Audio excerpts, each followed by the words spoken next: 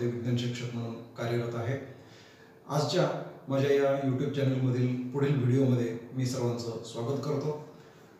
मित्रांनो, इयत्ता 10वी विज्ञान आणि तंत्रज्ञान भाग 1 प्रकरण क्रमांक 7 लेन्सेस म्हणजे भिंगे पार्ट 6 या भागामध्ये जे प्रयोग किंवा ज्या पद्धतीने आकृत्या काढण्याचा सराव किंवा जी माहिती मी या ठिकाणी सादर करणार आहे ती अत्यंत महत्त्वाची आहे।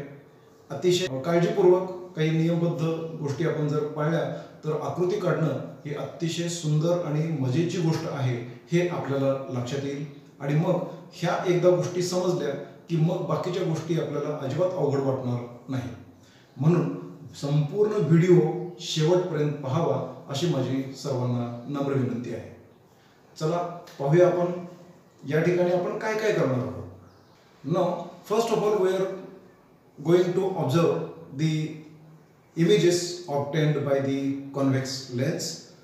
If the object is placed at infinity distance, that means वस्तू अनंत अंतरावर असेल तेव्हा प्रतिमा कुठे मिळते, उलटी सुलटी मोठी लहान वगैरे हे आपण पाहू। When the object is beyond 2f1, then what happens, how the image is obtained. If the object is placed on 2f1, then what happens?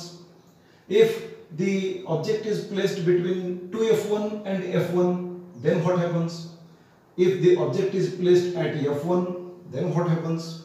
Okay, and when the object is placed between the f1 and the optical center of the lens, that means point O, then what happens? How the image is obtained?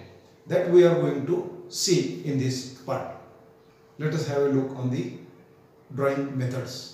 चला तर मग मित्रांनो, आता आपण पाहूया की एखाद्या convex लेन्समुळे एखाद्या वस्तूची प्रतिमा कशा पद्धतीने मिळते, यासाठी किरणाकृती कशा पद्धतीने काढली जाते ही समजून घेण्यासाठी सर्वप्रथम आपण या ठिकाणी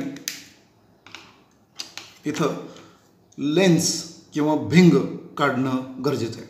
आता ही लेन्स किंवा भिंग काढण्यासाठी मी ज्याप्रमाणे याच्या आधी सांगत होतो की एक फिक्स्ड कर्व्ड सरफेस आपल्याला मिळाला पाहिजे की ज्याच्यामुळं वक्र पृष्ठभाग आपल्याला काढणं सोयीचं जाईल।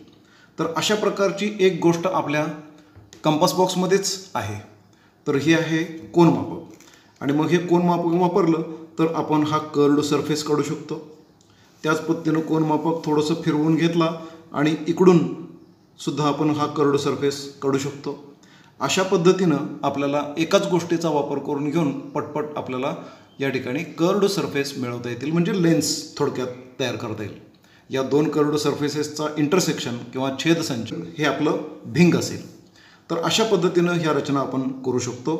किंवा दुसरा मार्ग आहे आपल्याकडं, हे आहे आपलं नेहमीचं साहित्य वर्तुळ काढण्याचं। तर या ठिकाणी एक बाजू आपण पकडा आणि एका बाजूला सेंटर ऑफ कर्वेचर फिक्स करा आणि या सेंटर ऑफ कर्वेचर प्रमाणे अशी कर्व्ड सरफेस जर आपण काढली तर इथं आल्यानंतर मात्र काय करायचं, इथं आपण पोलादी टोक ठेवलं आणि हा कर्व्ड सरफेस जर काढला तर या टोकाला आल्यानंतर एक कोणतं तरी अंतर घ्या, इथून हे पोलादी टोक उचला आणि या एका निवडलेल्या रेषेवर पोलादी टोक टेकवा आणि मग पुन्हा दुसऱ्या बाजूनी हा कर्व्ड सरफेस काढा। अशा पद्धतीने जरी रचना केली तरी सुद्धा आपलं काम सोपं होतं।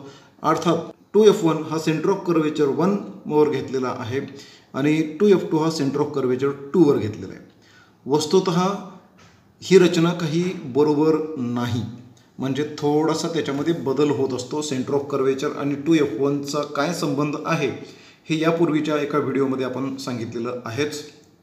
हा थोडासा फरक पडत असतो, परंतु आपल्याला आकृती काढणं सोयीचं जावं म्हणून आपण तो C1 आणि 2f1 एकच घेतलेला आहे, C2 आणि 2f2 एकच घेतलेला आहे। आपण या ठिकाणी अशी कल्पना केलेली आहे की या भिंगाची जाडी खूपच कमी आहे, त्यामुळं हा फरक जो आहे तो नगण्य आहे असं आपण गृहीत धरलेलं आहे आकृती काढण्याच्या सोयीसाठी। ओके, आता या ठिकाणी आपण पहिली जी आकृती आहे या पहिल्या आकृतीमध्ये काय केलेलं आहे, सगळ्यात पहिली कंडिशन आहे वस्तू ही अनंत अंतरावर आहे. आपल्याला माहिती आहे अनंत अंतरावर असलेल्या वस्तूपासून येणारे प्रकाश किरण हे परस्परांना समांतर येतात, म्हणजे तो एक पॉईंट सोर्स ऑफ लाईट म्हणून काम करतो. आणि तो पॉईंट सोर्स ऑफ लाईट म्हणून काम करत असल्यामुळे त्याच्यापासून येणारे सर्व प्रकाश किरण हे परस्परांना समांतर येत आहेत असं आपण दाखवतो. आता अशा पद्धतीनं येणारे हे समांतर प्रकाश किरण मुख्य अक्षाला समांतर आले आणि मुख्य अक्षाला समांतर येणारे प्रकाश किरण यांच्याबद्दलचा आपला नियम क्रमांक 1. मुख्य अक्षाला समांतर येणारे प्रकाश किरण हे अपवर्तनानंतर त्या भिंगाच्या F2 म्हणजे मुख्य नाभीतून जातील. अशा पद्धतीनं हे दोन्ही लाईट रेज एकत्र येणार म्हणजे कॉन्व्हर्ज होणार आणि मग त्यातून ते पुढं निघून जातील आणि मग त्यामुळं त्या ठिकाणी प्रतिमा F2 वर उमटेल. Here the object which is present at infinity distance will act as a point source of light. Therefore, the light rays coming from this object, that is object AB, will come parallel to the principal axis, and according to the rule number 1, incident light ray coming parallel to the principal axis, after refraction they will pass through the focus which is present on the principal axis, that means through the F2, and they will continue the straight path. Therefore, the light rays are converging at this point F2, and therefore image obtained will be at the principal focus, that means at F2.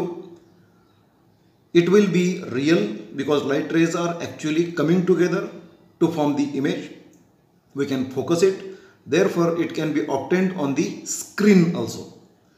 It is inverted because light ray coming from this point A is going in downward direction and light ray coming from point B is going in upward direction. Therefore image will be inverted. It will be highly diminished or point size. मित्रांनो, या ठिकाणी प्रतिमा मुख्य नाभीवर मिळेल. प्रत्यक्ष light rays एकत्र येत असल्यामुळं ते वास्तव प्रतिमा असेल आणि ए पासून येणारा प्रकाश किरण खाली जातोय, बी पासून येणारा प्रकाश किरण वर जातोय, म्हणून या ठिकाणी प्रतिमा उलटी निर्माण होईल. त्याचबरोबर सर्व प्रकाश किरण एकत्र आल्यामुळं या ठिकाणी प्रतिमा ही बिंदुरूप किंवा लहान आकाराची असेल. मित्रांनो, आता यापुढे मात्र ह्या सर्व रचना म्हणजे भिंग, principal axis, principal focus, 2F1, 2F2 ह्या सर्व गोष्टी आपण आधीच सर्वत्र मांडून ठेवलेल्या आहेत आपल्याला वेळ वाचवण्यासाठी. आणि मग आता आपण या ठिकाणी जे प्रकाश किरण येणार आहेत या प्रकाश किरणांचा मार्ग दाखवण्यासाठी आपण रचना करत आहोत. So here object is placed beyond 2F1. 2F1च्या पुढे वस्तू आपण ठेवत आहोत आणि 2F1च्या पुढे वस्तू ठेवत असल्यामुळं आता त्याच्यापासून येणारे प्रकाश किरण कसे येतात ते आपण ड्रॉ आउट करूया. So here the light ray which is coming parallel to the principal axis is drawn. After refraction it will pass through the principal focus like this, and now the another light ray which is passing through the optical center will go undeviated. That means it will not change its direction and it will travel in the same path. So these two light rays will converge at this point, and where the light rays are converging at that point the image of A dash is formed, and here the image that is A dash B dash is formed. Now location of this image is between F2 and 2F2. Also it will be real because light rays are actually converging together, they are coming together. Also here the image is inverted and it is small in size. As compared to the size of the object. मित्रांनो, या ठिकाणी अशा पद्धतीनं मुख्य अक्षाला समांतर येणारा प्रकाश किरण अपवर्तनानंतर नाभीतून जातो. प्रकाशीय मध्यातून जाणारा प्रकाश किरण हा सरळ तसाच निघून जाईल. ते दोन्ही ज्या ठिकाणी एकत्र छेदतील तिथं ए डॅश बी डॅश ही ए बीची प्रतिमा आपल्याला पाहायला मिळेल आणि ती F2 व 2F2च्या मध्ये मिळणार आहे. ती वास्तव असेल, त्याचबरोबर उलटी असेल आणि आकाराने लहान असेल.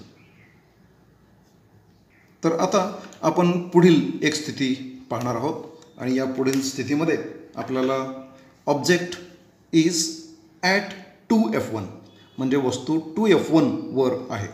या 2F1 वर असलेल्या वस्तूपासून rule number 1, incident light ray coming parallel to the principal axis. After refraction it will pass through the focus, that is F2, like this. And now the incident light ray which is passing through the optical center will go undeviated. It will not change its direction and it will go in this direction. And when these two light rays coincide with each other or converge at a point, at that point image of A, that is A dash, is formed, and here image of B, that is B dash, is formed. Therefore, now the image obtained will be at 2F2. Again, it is real because light rays are actually converging together. It is inverted. And size of the object will not change. That means size will be of the same size as that of the object. मित्रांनो, या ठिकाणी वस्तू किंवा वस्तूची प्रतिमा ही 2F2 वर मिळेल. त्याचबरोबर ती वास्तव असेल कारण प्रत्यक्ष प्रकाश किरण एकत्र येत आहेत. ती उलटी असेल आणि तिचा आकार मात्र वस्तूचा जो आकार आहे तितकाच असेल. यानंतर मित्रांनो, आपण वस्तू आणखी थोडी जवळ घेतलेली आहे आणि ती आता 2F1 आणि F1च्या मध्ये आणलेली आहे.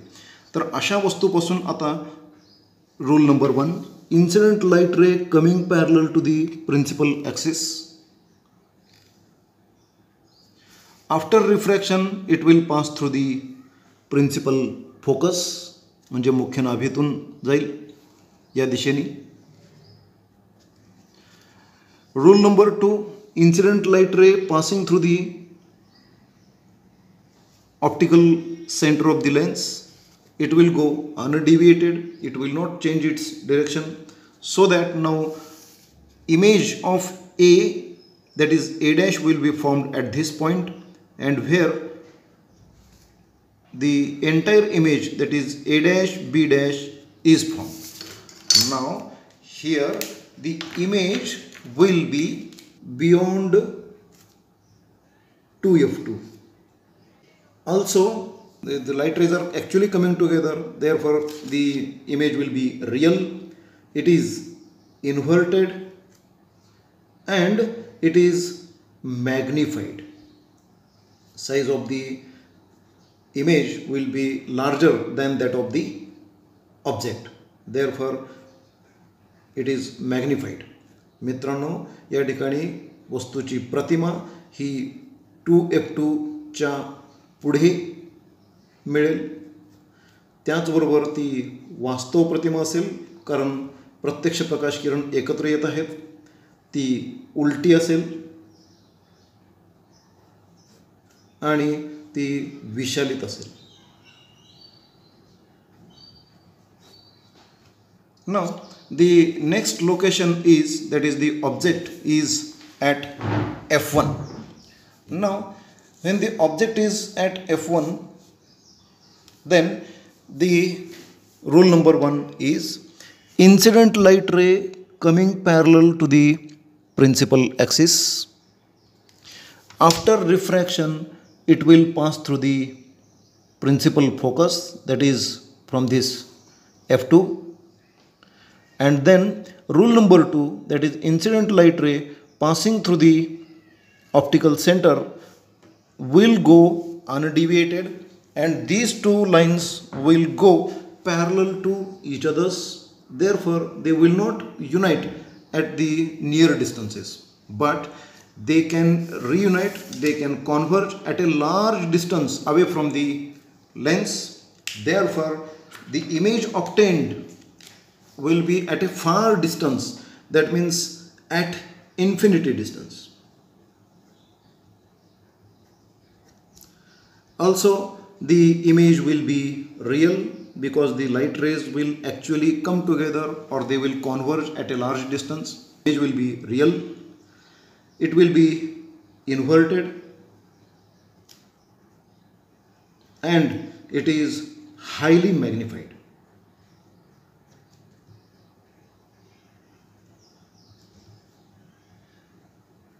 मित्रांनो, या ठिकाणी ही दोन्ही प्रकाश किरण समांतर रेषेत चाललेले आहेत. हे समांतर रेषेत जाणारे प्रकाश किरण अनंत अंतरावर कुठेतरी जाऊन एकत्र येतील आणि मग त्या ठिकाणी ते तयार होतील, म्हणून वस्तूची प्रतिमा अनंत अंतरावर मिळेल. त्याचबरोबर प्रत्यक्ष प्रकाश किरण एकत्र येण्यामुळे प्रतिमा तयार होणार आहे, म्हणून ती वास्तव असेल. आणि ती उलटी असेल आणि अतिविशालित असेल.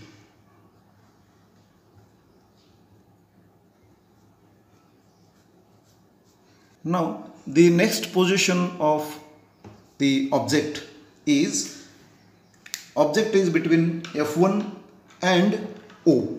That means between the principal focus 1 and optical center of the lens. Therefore, now the ray diagram will be like this. The incident light ray coming parallel to the principal axis. After refraction, it will pass through the principal focus and will take the path like this. The second light ray, which is coming through the optical center, will go like this. But when the light rays which are going in this direction, they are going away from each other. That means they are in diverged form. But if we draw the lines in backward direction or project in backward direction, then the lines will be obtained like this. Suppose this is also, if extended in backward directions, it will go in this direction. That means they will intersect at this point where the image of A, that is A dash, will be formed, and here the image of B, that is B dash, will be formed. Therefore, now the image will be between F1 and 2F1. Now it is virtual because light rays are actually not coming together, but they are appearing to be coming from a common point, and at that point the image is formed. Therefore, it is considered as a virtual image. Now it is erect and it is magnified.